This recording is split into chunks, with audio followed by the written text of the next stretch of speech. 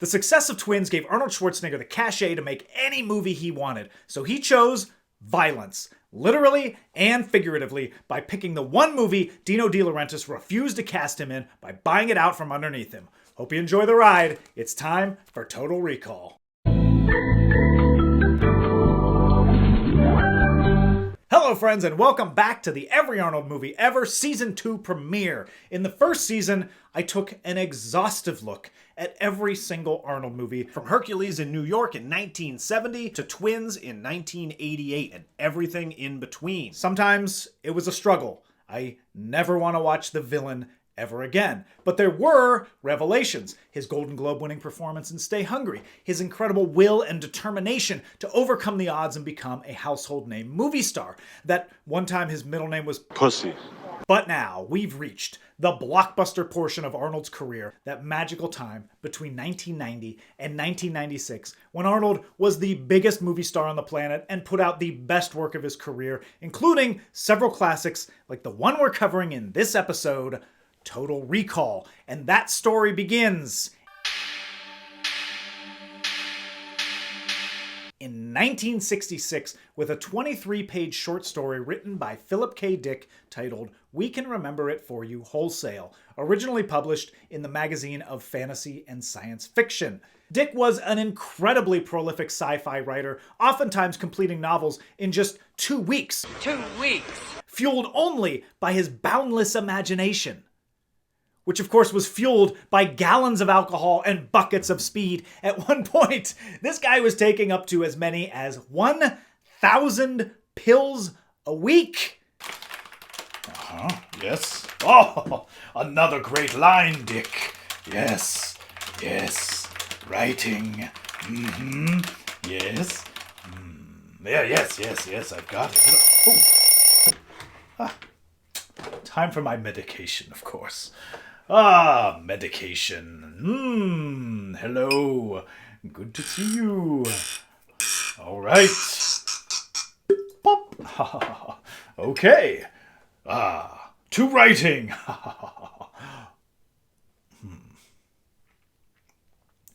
Well, I am working. Perhaps moderation. Yes. Here we are. Just a little, whoop, not too much. Very good. Okay. To the written word. Oh, wait. Almost forgot. Of course. My pills. Almost forgot my pills.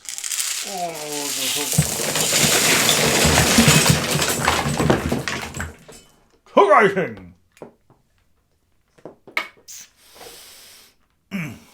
You'll be shocked to know, shocked, I tell you, that Philip K. Dick died young. What? At the age of 54, and didn't live to receive the adulation he gets today. He died before Blade Runner completed filming, which of course is based on another one of his short stories. We Can Remember It For You Wholesale follows Douglas Quayle, an everyman in the future who lives a relatively boring life but dreams of going to Mars. While undergoing a procedure to receive memory implants, Quayle regains hidden memories that he's a secret agent who's been to Mars. He becomes paranoid, and he believes he wasn't just a secret agent, but an assassin who killed a political opponent for the government. He also has this weird telepathic transmitter that lets him hear people's thoughts, and then things take an even crazier turn when we find out he met aliens when he was younger, but because he was so nice to them, they decided not to invade Earth. No one believes him, but they turn out to be real, and then that's pretty much the end of the story. Endings are hard, as we'll find out here. We Can Remember It For You Wholesale struck a chord with screenwriter Ronald Shusett, who optioned the story in 1974 for $1,000. At the time, Shusett only had one story credit, so he approached writer Dan O'Bannon to help him out. O'Bannon had also only written one thing, but it was John Carpenter's Dark Star. The two of them got to work, but got 30 pages into the script, and then they ran out of story to adapt. It was a short story, only going to get you 30 pages. So they decided if this was going to work as a movie, they would have to send Quayle to Mars. But by doing so, they ballooned the budget, making it a tough prospect in the late 70s. They also disagreed on the ending and never felt like they totally nailed it down. Originally, O'Bannon wanted Quayle to find out he was killed by the alien machine on Mars and is a synthetic duplicate who is basically the god of the Martians. Shusett, for his part, wanted something more action-oriented and less, I don't know, fucking insane. They couldn't agree, so they put it on the shelf, and they worked on another sci-fi movie titled Star Beast, okay, which O'Bannon suggested they change to Alien. They wrote Alien. Jesus Christ. They wrote fucking Alien. I can't... Star Beast. Sounds like Arby's. Then, in 1982, Dino de Laurentiis bought Total Recall and started moving in earnest to get it made. He bounced from director to director, Richard Rush, Louis Teague, Russell Mulcahy, until finally landing on David Cronenberg in 1984. Cronenberg was coming off The Dead Zone and had already made Videodrome and Scanners. Cronenberg liked the script, but struggled with the third act as well, eventually writing 12 different drafts of his own. The third act wasn't the only issue. Shusett and De Laurentiis were looking for a less serious sci-fi movie than, say, Blade Runner, which was not a hit when it was released. They wanted Raiders of the Lost Ark Goes to Mars. Not only that, De Laurentiis had cast Richard Dreyfuss in the lead role, but Cronenberg wanted William Hurt. Predictable. He was overruled, so Cronenberg left the project, but some of his ideas would make it to the final draft, including, this may surprise you only if you've never seen a Cronenberg movie, the body horror mutant Kuato. De Laurentiis replaced Cronenberg with Bruce Beresford, the eventual director of Driving Miss Daisy. Okay, that makes sense. It was around this time that Arnold became aware of the project and was interested in starring. Scripts for Total Recall had been kicking around Hollywood for so long that people were saying the project was jinxed. Dino de Laurentiis owned the rights for much of the 1980s and tried to produce the movie twice. I was pissed that Dino didn't offer it to me because I told him that I would like the part. Dino felt Arnold was completely wrong for the role and gave him a raw deal by giving him raw deal.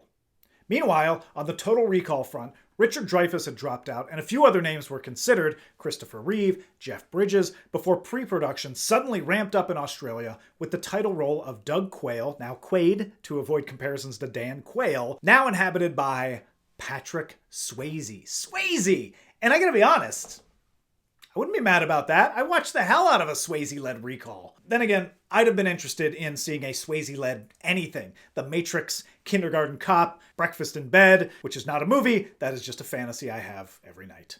But, as bad luck would have it, Raw Deal was not the financial success De Laurentiis expected it to be. In fact, it had the opposite effect and led to the bankruptcy of his production company in 1988, just as the Swayze-led Recall was heading into production.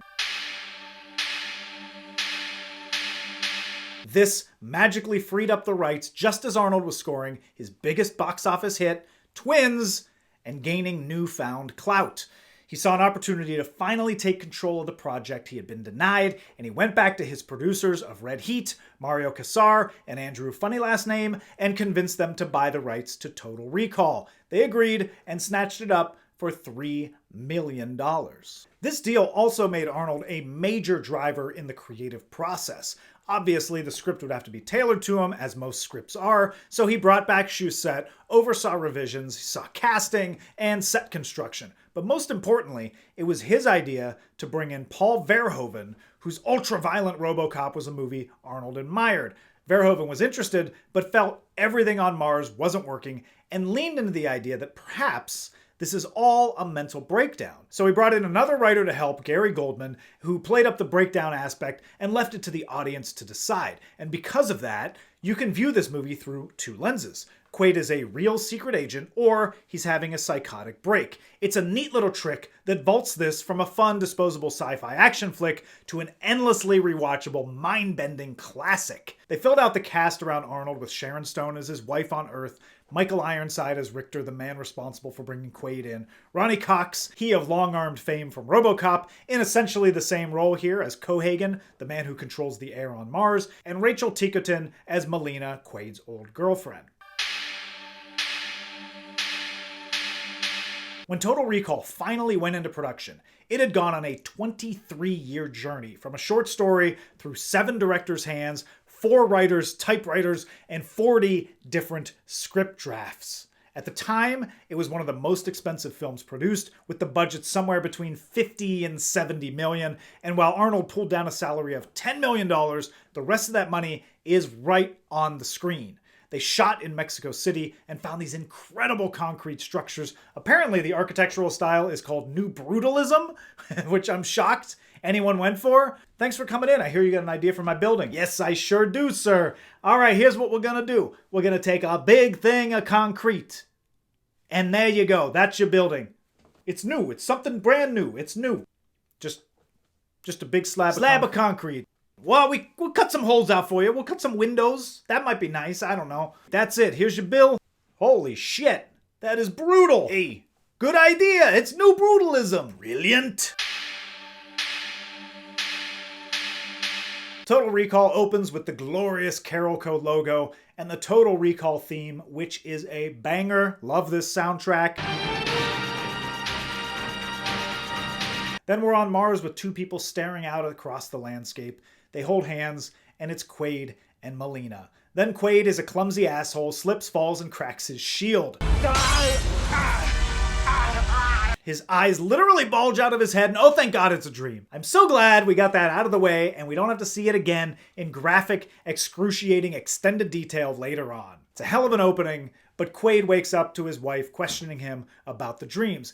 Was she there? Who? Brunette. Is she just upset that he's obsessed with Mars or the woman in his dream? Or is she trying to help suppress his memories? It's a question you won't ask the first time you see this, but you definitely will the second time.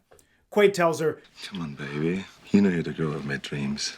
which always sounds a little weird coming from Arnold, but also has double meaning. And to Laurie's credit, Quaid is obsessed with Mars. He fucking loves it. And yet all we see on the news is how Cohagen is trying to quell the rebellions there, led by the mysterious Quado. A lot of plot progression is delivered via screens in this movie. Like here on this news broadcast, a few moments later when Doug sees a commercial for Recall on a subway TV, and a few more times throughout the movie. We also get this excellent X-ray effect, which was one of the first digital effects in film. Originally they tried to do motion capture, but it came out horribly, so they had to switch to CG. And the only thing that saved it was that when Arnold showed up for the motion capture, he had worn a white t-shirt, even though they told him to wear a black t-shirt. And we said, oh, Arnold, there's a mistake. You're supposed to be wearing black. And Arnold said to us, no. You don't talk to me. You talk to wardrobe. I'm wearing this now. We shoot with this. And after they scrapped the motion capture, the only thing they had to go off of for the CG was his white shirt. So it turned out that it was a completely wonderful thing that Arnold was wearing white. Because then we could make out his whole form, all of his limbs, and be able to rotoscope and match the motion of the computer skeleton to his real motion. Now, Verhoeven does this thing a few times, where he establishes a location and then comes back to it later for an action set piece. It helps give the viewer a shorthand for the geography of the location. Now, we already know the lay of the land. Doug walks onto the subway where he watches this ad for Recall Incorporated, a company with a killer jingle. Recall, recall, recall. Their shtick is that they can implant memories, including a trip to Mars. Then we get some of my favorite stuff in Total Recall. Arnold saying the name, Harry! Harry! Harry tries to dissuade Quaid from going to Recall. Friend of mine tried one of their special offers, nearly got himself lobotomized. And is he being a good friend? Or trying to keep Quaid down on the farm? This lingering shot suggests the latter, but I just could be reading into it. But as we know, Quaid is a Mars stan, and he can't be talked out of it, so he heads to Recall. And even the salesman tries to talk him out of Mars. The place sucks, man. Just knock it off. I think you would be much happier with one of our Saturn cruises. Everybody raves about them. But it doesn't work, so the salesman punishes Quaid and the audience by just spoiling the entire movie. I don't want to spoil it for you, Doug. By the time the trip is over, you get the girl, kill the bad guys, and save the entire planet. Quaid loves it and agrees to have the memories implanted. Oh, and one more spoiler for good measure. That's a new one. Blue sky on Mars. And this is the moment where, if you believe he's having a psychotic break, the break begins. Something goes wrong, the attendant yells for Bob, except we only hear, Ob! Bob! What is it? And then we get our first of many agonized Arnold sounds throughout this movie. We find out someone may have stolen Quaid's memories, so they erase his trip to recall, dump him in a Johnny cab, which is a great, creepy, futuristic touch that's straight from Philip Dick, and Quaid immediately runs into Harry from work. Harry.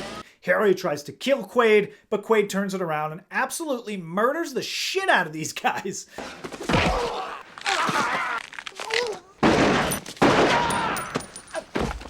The sound design alone paints an absolutely brutal picture here. You can see the shock on Quaid's face, and he runs back to Laurie, where he gets to say Harry's name a bunch more. And Harry from work, he was the... Get down! Harry from work, he was the boss. Laurie suddenly tries to kill Quaid, but he stops her and gives us the premise of the movie in one line. Your whole life is just a dream. If I'm not me, who the hell am I? Then she tries to get him to stay because she works with Richter. Quaid just straight up punches her face and gets the hell out of there. The X-ray machine comes back and kicks off a shootout that is so violent, and one of the reasons this movie catches so much flack, mostly because this poor bastard is treated like a ventilated meat sack. Richter chases Quaid and starts wantonly shooting into a subway car, possibly killing a few people, and then everyone just kind of stands up and goes about their business. It is retroactively a sly commentary on how people will become desensitized to violence and shootings in the future. Then Richter says the thing. In an hour, he could have total recall. Yeah! Quaid goes to a hotel and immediately gets a phone call from this soap opera looking motherfucker. He does not look like he belongs in this movie, or that he would ever be friends with Arnold Schwarzenegger. But that's okay, because we never see him again. He is the most absurd, convenient narrative shortcut in the movie. He is completely illogical, which makes me lean towards the psychotic break theory because it's just too convenient. Who are you? Never mind. Wet a towel and wrap it around your head. How'd you find me? I'd advise you to hurry. Who are you? We were buddies in the agency back on Mars. There's a little moment of levity here with the old lady. Fuck you, you asshole! But honestly, this whole movie is funny. Its internal reality is so intense and heightened. All the performances are big swings, and it gives it this propulsive energy that never ever lets up. Quaid commandeers a Johnny cab, which have already been established, and I love how the steering stick is all weird and hard to use. I also love that Johnny cab turns into a murder machine when Arnold tries to skip the fare. 18 credits, please. Sue me. And then Quaid opens up the briefcase plot convenience Pete gave him, and it contains all sorts of gadgets, like this nifty mirror watch and Snickers fun size bars. There's also a video message from someone named Hauser, who is also Quaid. You are not you. You're me. No shit. Quaid has a tracking device in his head, and Hauser tells him in order to remove it, he has to take the world's worst COVID test. Take this thing out of the case and stick it up your nose. We get some amazing puppet work here, just top-notch stuff, and then Quaid stuffs the tracker in one of the Snickers and lets the rats distract Richter and his Smithers sidekick while he escapes. Get your ass to Mars. And then we get one of the most memorable sequences of the movie. Richter and Smithers are on Mars as this peculiar-looking woman passes through. We get this shot of the woman picking up Quaid's suitcase, a little visual tip-off, and there's something unsettling and artificial about her. I think it's the wig that does it. The agent asks how long she'll be staying. 2 weeks. But apparently the programming didn't allow for more than one dialogue choice because he follows it up. Have you brought any fruits or vegetables onto the planet? 2 weeks. This is when she malfunctions and accidentally sounds like Elmer Fudd. And we get yet another complicated animatronic puppet. None of that is real. That is not Arnold Schwarzenegger. That's not a real woman. Incredible. Quaid throws the head at some guards and the head explodes, which means Quaid's been wearing an explosive disguise for the entire ride from Earth to Mars. That is commitment. Why does this guy love Mars so much? Richter once again starts shooting at innocent people, but shoots out the windows instead. A few poor bastards get sucked out. More great sounds of agony from Arnold.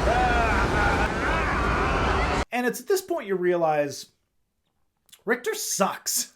He fucks up literally every step along the way. It's fun to have this subordinate character who's bad at his job and doesn't get all the information. He gets yelled at all the time for his incompetence. I don't give you enough information to think. Because it only drives him to do crazier and crazier things to try and catch Quaid. Quaid meets Benny the cab driver, and they establish these excavators, another setup for later. Benny takes Quaid to Venusville, and I love that in this seedy district, there's a Jack in the Box, the only fast food gross enough to be in the red light district. Also, the second time Arnold's been in a movie with Jack in the Box, the first time being Scavenger Hunt. We meet Mary, the film's most important, most emotionally complex character. Okay, she's the three-boob lady. Quaid meets up with Melina, who looks exactly like the woman Quaid described while getting his memory implant. 41A, Ernie. She asks him this odd question. What you been feeding this thing? Blondes. He gets stopped by Tony, played by Hank from Breaking Bad, and we get our first one-liner from Arnold. Relax. You live longer. Melina gets mad when she finds out Quaid had a wife, and it turns out Quaid and Melina were in a relationship and trying to help the rebellion. Another great line reading from Arnold if you're trying to learn his accent. Don't be ridiculous. Then we reach the pivotal scene of the movie. This doctor, Dr. Edgemar, comes to Quaid's hotel room and lays out the following scenario. You're not here, and neither am I. You've suffered a schizoid embolism. He claims he's been sent in to try and talk down Quaid, and then it's his turn to spoil the rest of the movie for Quaid and the audience. And this is all a dream, and I could pull this trigger. It won't make the slightest difference to me, Doc, but the consequences to you would be devastating. You'll be Cohagen's bosom buddy. You'll even have fantasies about alien civilizations. For added measure, he brings in Laurie, and Edgemar gives him a red pill 9 years before The Matrix did it, by the way. I love the way he says, swallow it. Swallow it. And Doug has a choice to make, and I love when characters have to make a choice because it means we as the audience get to try and make that choice along with them. And he has to determine whether this is a delusion or real life. But he notices something, a tell. Edgemar has one bead of sweat roll down his forehead. If he's fictional, why is he sweating?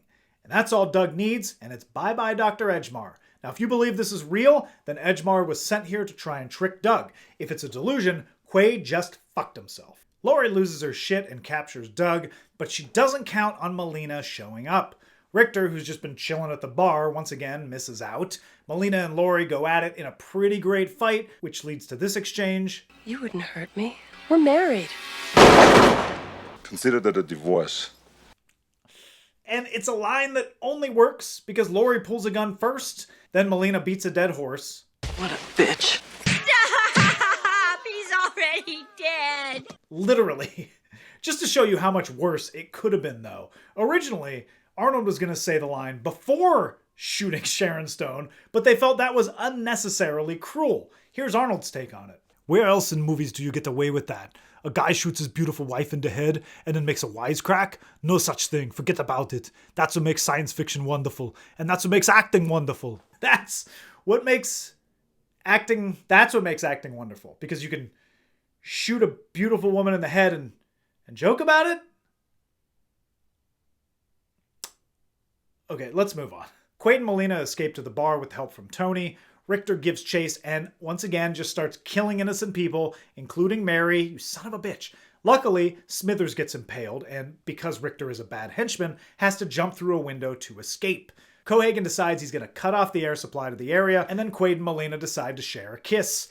Right next to a dusty old corpse. Romantic. The rebels find Melina, Quaid, and Benny reveals he's a mutant. Quaid is taken to George, played by Marshall Bell, who we last saw in Twins, but here he plays an apartment building for Kawato. And look at this wet little cutie. Kawato reads Quaid's mind and uncovers another awesome practical model that shows these reactors and this alien hand. They're interrupted by one of the excavators, and we get this close-up of Benny looking curiously at Kawato. They attempt to escape, but George gets shot, and it's extra embarrassing because he was halfway in his space pants, so he falls like someone who lost their balance while getting dressed. Ugh! And Cohagen and Quaid, formerly Hauser, are reunited. Cohagen reveals their big plan. Hauser volunteered to become Doug Quaid. It was the only way to fool the psychics. It turns out Richter really is an idiot and had nothing to do with this. He doesn't even know what's going on. He wasn't in on it. Quaid is convinced Cohagen is full of shit until Cohagen shows him another video of Hauser. Hauser lays it out pretty succinctly. It's my body you've got there, and I want it back. Verhoeven wasn't convinced he could show this idea of one man with two minds until screenwriter Goldman came up with that second video message from Hauser. That cemented everything because they could lay out very clearly the premise. Which mind owns this body? Then we see Hauser with Cohagen. They're pals! I'm trying to imagine Hauser and Cohagen hanging out, playing Catan. It's just weird. Quaid gets strapped in to turn him back into Hauser. Is he gonna remember any of this? Not a thing. And this seems like the perfect moment to tell Richter, I'll be back. But he doesn't. The first time this movie shows restraint. Richter says, see you at the party. We get more agonized Arnold.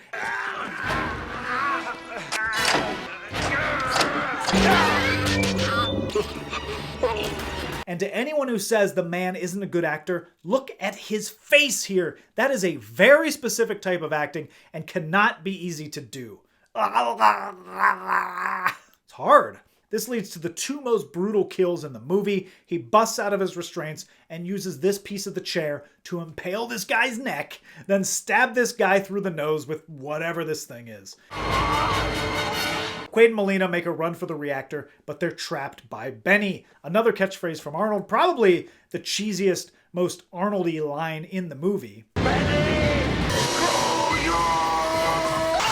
Quaid reveals that if he starts the reactor, the planet's ice core will create an atmosphere. And since we saw this location earlier, it's easier to follow the complicated action that's to come. Richter's men close in, and Quaid's hologram steps out. Everyone shoots at him, and I've never understood why they aren't just shooting each other. Doesn't matter. He steps in and kills about 15 of them all at once. And Quaid's just being a little stinker in this sequence. He does this adorable murder trick. You think this is the real Quaid? It is. Haha, you're dead! Once again, Richter runs away, but Quaid catches him. We get a tussle, and Richter meets a very memorable end. You know, in RoboCop, Verhoeven gave Ronnie Cox comically long arms, so here he balances it out by excising Michael Ironside's arms altogether, and we get another classic one-liner. See you at the party, Richter! Part of me feels like Richter isn't going to make the party. Hey guys, great party. Ooh, nachos. Can someone give me a hand? Cohagen confronts Quaid and says, Then I'll blow this place up and be home in time for cornflakes. It's good to know cornflakes still exist in 2084. Molina saves Quaid again, and a bomb goes off. Everyone's about to get sucked out onto the Mars surface, but Quaid puts his hand on the machine and starts the reactor. Cohagen goes first, and we have to watch him suffer horribly. It is graphic, and at one point, Cohagen turns into Bobcat Goldthwait. And then, oh god, we have to watch our heroes' faces explode too. Look at Arnold's little ears wiggle. Luckily for them, air gets to them just in time for their faces to go right back to normal. I don't know if that's how it would go in real life. I feel like there might be some permanent damage. Mars suddenly has an atmosphere, everyone is saved, and Quaid is a hero. Just like the salesman told him. You get the girl, kill the bad guys, and save the entire planet. And blue skies on Mars. That's new. What if this is a dream? Well, then kiss me quick before you wake up. Then we're given a little music cue clue that indicates maybe it's all a dream. Accompanied by a fade to white. And that is Total Recall. As they were marketing Total Recall, the first teaser came out to silence. It's pretty obtuse and doesn't show any actual footage from the movie. How would you know if someone stole your mind? Arnold himself was incredibly disappointed to discover the movie had an audience awareness in the mid-40s, so he went all the way to the top and called Peter Guber, the head of Sony Pictures. He convinced him to recut the trailer and put more money behind the marketing, and suddenly the awareness leapt to 92%, creating real buzz and anticipation. When it was released on June 1st, 1990, Total Recall opened #1 with $25.5 million, beating out Back to the Future Part 3 in its second week. It had the highest opening weekend gross of 1990, beating out Teenage Mutant Ninja Turtles, and by July, it had broke $100 million, Arnold's first action or sci-fi movie to do so, and it ended its run with $119 million domestic and a worldwide total of $261 million, eclipsing Twins' $216 million as Arnold's biggest hit to date. It was also huge on home video, and it won a Special Achievement Oscar for visual effects. This movie didn't just magically become a hit. The other most anticipated movie of that year, Die Hard 2, was a sequel and almost a sure thing. This was an original story based on a short story no one had really heard of. It could have gone very, very wrong. Everyone worked their asses off to make sure it went right. I discussed this in my Predator episode, but it's really, really hard to make a movie, let alone a good movie, and all these hundreds of pieces have to fall into place. And even then, if by some miracle you do make a good movie, there's no guarantee people are going to see it or even like it. You have to capture something in the zeitgeist. Total Recall was in development for so long and passed through so many creative hands, its odds of survival, let alone success, were incredibly low. If not for Arnold, his desire to make the movie coupled with his savvy business and marketing acumen, this classic wouldn't exist. Total Recall enjoyed robust positive reviews. The New York Times had some beautiful flowery prose regarding the movie. Melding the ever more workable Schwarzenegger mystique with a better-than-average science fiction premise, the director Paul Verhoeven has come up with a vigorous, super-violent, interplanetary thriller that packs in wallops with metronomic regularity. And since Siskel shocked me with his positive review of Twins, does he keep the momentum going? I like the first hour a lot. The picture starts out and has some really fabulous special effects. He does! He does! Siskel, he lied! For me, the back half of the picture broke down. Most of Total Recall. Ebert loved it too, even giving it 3.5 stars in his written review. There was some negative sentiment. The Washington Post illogically compared it to the Stallone movie Cobra. And what did once potential director David Cronenberg think? I thought it was very visually tacky and messy. Verhoeven didn't do a good job with all the effects and the mutants and all of that stuff. They went for the action stuff purely, and that was it. It was an action gimmick. So I really didn't like the movie, and I didn't think much of it.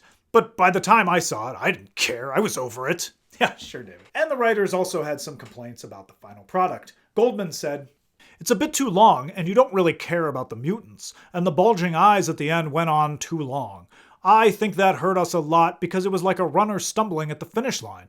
A lot of these things could have been fixed if he had had one test screening, but alas, we didn't." Total Recall was under immense pressure to hit their release date because the studio saw the movie Dick Tracy as a threat and didn't want to open the same week. So they paid the editors what's called golden time, or what we now call employee abuse, to finish the movie faster. Unfortunately, this meant no time to do test screenings for the movie, which might have led to a tighter cut and less meandering on Mars. It goes without saying, though. Because it goes without saying. No, it goes without saying that I love this movie, except I said it, so I guess it doesn't go without saying. The point is, I love this movie. It's an unrelenting assault on the senses. And I saw this when I was 11. I don't remember how, who let that happen, but I remember having heated debates with my cousin about the ending. Was it real? Was it a dream? Or I guess it was more like, was it real? Was it a dream? This was probably the first movie I saw with an ambiguous ending, open to interpretation, and the first time I can remember having lengthy debates about a movie and what it meant. This was my mind-bending science fiction starter kit. Hang on. These types of movies can make you think a little bit? Weird. It made me want to watch it over and over and over again, which of course I did, and obviously no one wants to sit through a movie only to be told it was all a dream. I used to read Word Up magazine, but it's fun to speculate, and this hits the right balance of leaving enough up to the audience that you can plausibly be satisfied either way. It's really impressive screenwriting. I also love the idea that Quaid and Hauser are two different people inhabiting the same body. So who gets to keep the body and which mind gets destroyed? Or is there a way for them to coexist? Is he simply the same person with different wiring of his brain? And what does that mean for a person's identity? What truly makes you, you? And holy shit, does this movie move. I have seen it dozens of times throughout my life, and I watched it twice for this video. Both times I was surprised at how quickly it went by. Of course, every scene, almost every shot is seared into my brain, so it's hard to be objective about it, but I think it holds up pretty well, and the violence is still pretty shocking. This is trademark Verhoeven over-the-top violence. He is a provocateur. The guy on the escalator getting shot to ribbons, the shootout in the Mars bar, all the headshots. It's graphic, but it's also a movie about a mutant living in a guy's tummy, so let's have a little perspective here.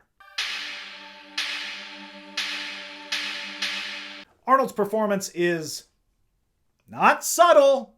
He spends most of the movie looking perplexed, determined, or in pain. No time for quiet moments or character development. It is a big movie star performance, but it works because he's surrounded by a great story, incredible effects, and a strong supporting cast. Arnold has a handful of great lines, but he's not the only one. It's teeming with memorable dialogue and line readings from the supporting cast. We're talking about the fucking agency. Shut up! Get ready for a surprise! I got 4 kids to feed. Fuck you, you asshole! Shit!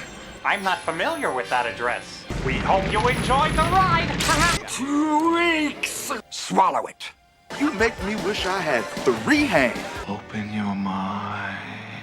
Home in time for cornflakes. Just a stacked collection of character actors all understanding the assignment and delivering. This was also a sweet spot for special effects just before the advent of CG, a combination of practical effects, miniatures, puppets, and head sculpts. And because of that, it was a big Fangoria movie. I remember seeing this cover on newsstands and losing my mind. What the hell? This is an Arnold movie? What could it be about? There was some weird merch for this movie too. I remember Total Recall trading cards.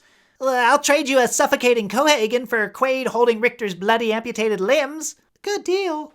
I also remember seeing Total Recall ads for the game in Nintendo Power. This movie must be for me. There's a video game for kids. By the way, every time there was an Arnold-specific Nintendo game, I got so excited. And every time, I was massively disappointed. For some reason, they were all games where you died almost immediately. Total Recall, Predator, Terminator, Terminator 2. I always pretended the NES game Commando was based on the movie, just because I could actually play it longer than 5 minutes. The Total Recall game kind of sucks. It has Arnold ducking like a cute doggy, fighting tiny bearded children, and famously trying to sneak past a fence full of glory holes without getting dick slapped. Total Recall did not have a sequel, though not for lack of trying. It could be its own episode, but I don't have the energy to recap all the different plot iterations they went through. These days, a sequel would have been immediately greenlit, or it would have been a planned trilogy from the beginning, but back then, sequels were not the foregone conclusions they are today. They were mostly looked down upon, and at that point, Arnold had only done 1 sequel in his career, Conan the Destroyer, and we know how that turned out. I'm sorry about what happened last time. Total Recall 2 began as Minority Report. Gary Goldman optioned the rights to that Philip K. Dick short story with the intention of writing it and directing it himself. He asked Paul Verhoeven if he would attach himself as executive producer to help get the project off the ground, but when Verhoeven read the story, he was like, you know what? This looks like a Total Recall sequel. It would take the series in a completely new direction. The script had the precogs and a lot of what we saw in Spielberg's Minority Report, and seemingly Verhoeven and Arnold were attached to star until Carolco went bankrupt. The rights for the movie bounced around for years until they ended up in the hands of Harvey Weinstein. Don't want anything in his hands. And by that point, Minority Report was spun back off into its own thing. So, numerous drafts of the script were written, all trying to replicate the mindfuck aspects of the original. The plot synopses are convoluted, involving political intrigue, clones of Quaid and Hauser, dozens of clones of Sharon Stone, and even number 2 himself, Jonathan Frakes, attached to direct. But every time they sent the script to Arnold, he turned it down. Not a chance. Not this time. He felt like the stories were too complicated and eventually went and made The Sixth Day, which centered around Arnold and his clone. Then Arnold became governor and the clock ran out. The closest we have to a sequel is a 4-issue comic book in 2011 that picks up right after the movie. If you really want to read about all the different versions of Total Recall's sequel, you can read this book, Tales from Development Hell, which covers a bunch of movies that never came to be, and the Total Recall section is very interesting, but yeah, incredibly convoluted. Probably best that they didn't make a sequel. And yes, there was also a remake, which doesn't deserve its own episode, even though it is the 10th anniversary and anything over 5 years these days gets a retrospective and an obligatory, actually, the Total Recall remake is a classic argument. Just like this Slash Film article I just saw. Dracula Dead and Loving It? You're going to bat for Dracula Dead and Loving It? I watched the Total Recall remake for this video, and my favorite part was when it opened with the logo for the production company, Original Film, for a remake of a movie based on a short story. The movie itself is bland and over-explains everything and adds unnecessary details like giving Hauser a first name, Carl? And it melds Richter and Laurie into one character and Dr. Edgemar and Harry into another, plus 0 cute wet boys, and oh, by the way, no fucking Mars. It feels like a weird copy of a copy of a copy of a copy of the original with a lot of the characters and lines in place, but they just make no impression whatsoever. It's almost like if you were to sit someone down, get them very drunk, have them watch the original Total Recall once, and then 5 years later, ask them to recall the story, and then you turn that into a script, you'd end up with the Total Recall remake. Stick with the original, it's a classic. All right, let's get to the stats. Acting chops, 6. This is a big movie star performance, mostly full of grunts, and doesn't require much in the way of emotional heft. But Arnold is capable and comfortable, and his performance matches the tone of the movie. Kill count, an obscenely impressive 48, though nothing is topping Commando's 102, for a total of 343. Catchphrase, a lot to choose from. See you at the party, Richter. Screw you. Relax, you'll live longer. But I think I'm going to go with... And here are the Every Arnold Movie Ever rankings. You got your cameos, and then there's no change in the bottom 10. And now for the top 5 Arnold movies. Number 5, Conan the Barbarian. Number 4, Commando. Number 3, Predator. Number 2, all right, look. It's nearly a tie. It could have gone either way. But the number 1 movie captures everything that works in an Arnold movie. It's incredibly entertaining. He's serious but has flashes of humor at the right time. The supporting cast kills it. The sci-fi is just heady enough to get you talking, but not too cerebral that it overpowers the movie. And the effects are 98% practical and mind-bogglingly inventive. Wait, am I talking about Total Recall or Terminator? Goes without saying.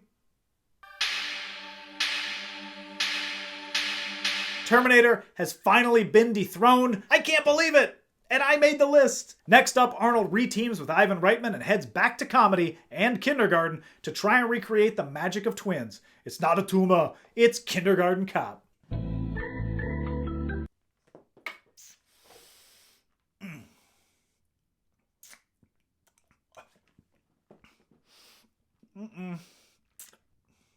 Okay.